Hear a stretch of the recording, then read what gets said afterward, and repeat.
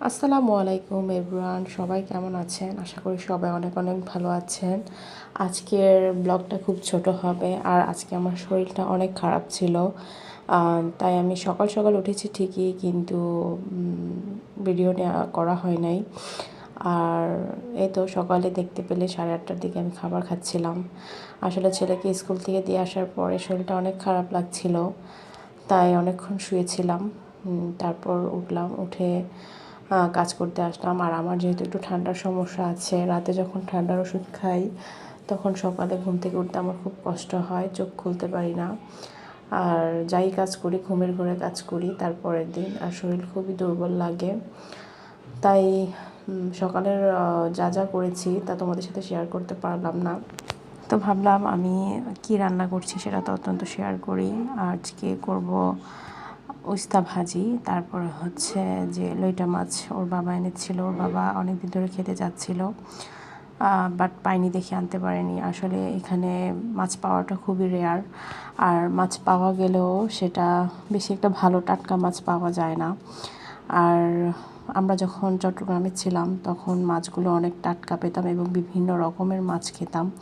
আর লইটা মাছ তো মানে কি বলবো, তখন তো অনেক অ্যাভেলেবেল ছিল, আর অনেক ভালো মাছ পেতাম, খেতে অনেক স্বাদ ছিল। এখন কুমিল্লায় তো সেরকম মাছ খেতে পারছি না, তবুও সবুর আলহামদুলিল্লাহ, আল্লাহ যতটুকু খাওয়াচ্ছেন। তো এদিকে আমি ভাজিটা বসিয়ে দিচ্ছি, আর আমি যে আজকে ভয়েস ওভার দিচ্ছি আমার খুবই কষ্ট হচ্ছে, কারণ আমার আজকে শরীরটা খুবই খারাপ। তো যে যেখান থেকে বসে আমার ব্লগটি দেখছেন, আশা করি অনেক ভালো আছেন। আর প্লিজ আমার চ্যানেলটা, অনেকেই আছেন যে ভিডিও দেখছেন কিন্তু চ্যানেলটা সাবস্ক্রাইব করছেন না, লাইকও দিচ্ছেন না।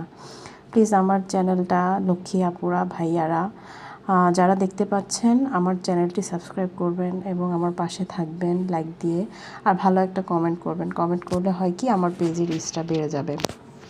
তো যাই হোক, কয়েকদিন ধরে হয়তো আগামী কয়েকদিন হতে পারে যে আমি রেগুলারিটি মেনটেন করে ব্লগ দিতে পারবো না, কারণ একটু সমস্যা আছে।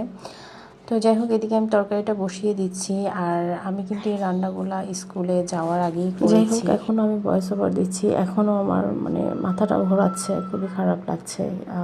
এই ওষুধ খাওয়ার পরে খুবই খারাপ লাগে, মাথা ঝিমঝিম করে, চোখগুলা জ্বলতে থাকে, খুবই খারাপ লাগে। আর জানি না সবার কি এরকম ওষুধ খেলে খারাপ লাগে কিনা ঠান্ডার, আমারই এরকম লাগে। আমি এখানে ভয়েস ওভার দিচ্ছি, এর মাঝে আপনারা কিছু বাচ্চা চিৎকার হয়তো শুনতে পাচ্ছেন। বিশ্বাস করেন, এটা আমাদের বাসার শব্দ না, এটা হচ্ছে আমাদের সামনের বিল্ডিংয়ের মেবি 5তলার একটা বাচ্চা কান্না করছে, ওই শব্দটা আমার ভয়েস ওভারের মধ্যে চলে আসতেছে। আমি কি করব, সবাইকে তো আর চুপ করে রাখা যায় না। এখন এত রাত হয়েছে তবুও বাচ্চারা চিৎকার করছে। আমি আমার একটা এমনি একটা রুম আছে, ওই রুমের ভিতরে এসে আমি ভয়েস ওভার দিচ্ছি, তবু সেখানেও আশেপাশ থেকে নয়েজ আসছে। তো আর কি করব, কিছুই করার নাই। সবাই এইভাবেই আমার ব্লগটা দেখতে থাকো, কিছুই করার। আর আরেকটা কথা হচ্ছে, যারা আমার হেটার্স, যারা আমাকে পছন্দ করেন না বাট আমার ব্লগটি দেখছেন, আমার ব্লগ থেকে যদি কোনো নেগেটিভ কিছু বের করার মতলব থাকে, এগুলা বের করবেন না, আর এগুলো আমার সামনে এসেও বলবেন না।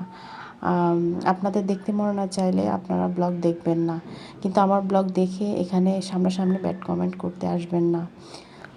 আসলে কথাটা এই জন্যই বললাম, কিছু মানুষ যতই ভালো কাজ করো না কেন সেখানে নেগেটিভ কিছু বের করবেই।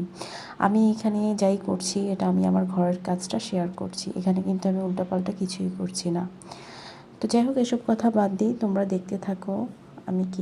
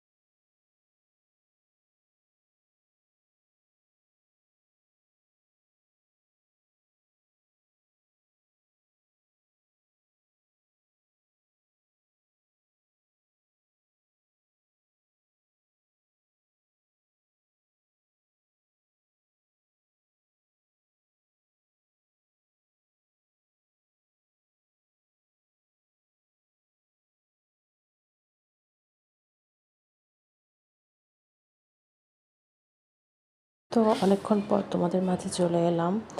এতক্ষণ ভয়েস ওভার দিতে পারিনি, বললামই তো আমি খুব অসুস্থ। তোমরা জাস্ট এমনিই দেখো। আগামীতে হয়তো আমি ভয়েস ওভার তেমন একটা দেবও না। আর যেহেতু মিউজিক অ্যাড করতে পারছি না, তোমরা একটু কষ্ট করে এভাবে আমার ব্লগগুলো দেখে নিও। আর এখানে আমি কাপড়গুলো ভাঁজ করে নিচ্ছিলাম, শুকনো কাপড়। আর প্লিজ যারা যেখান থেকে বসে আমার ব্লগটি দেখছো, প্লিজ আমার চ্যানেলটি সাবস্ক্রাইব করবে। আমার কিন্তু সাবস্ক্রাইবার বাড়ছে না। সাবস্ক্রাইব করে আমার 1 লাখ ফলোয়ার বাড়ায় দাও, 1 লাখ সাবস্ক্রাইবার বাড়ায় দাও, তাহলেই হবে। তো যাই হোক, আমি তো আশা রাখি একদিন আমার 1 লাখ সাবস্ক্রাইবার হবে। তো সবাই ভালো থাকবে, সুস্থ থাকবে। আল্লাহ হাফেজ। আমাদের জন্য অনেক অনেক দোয়া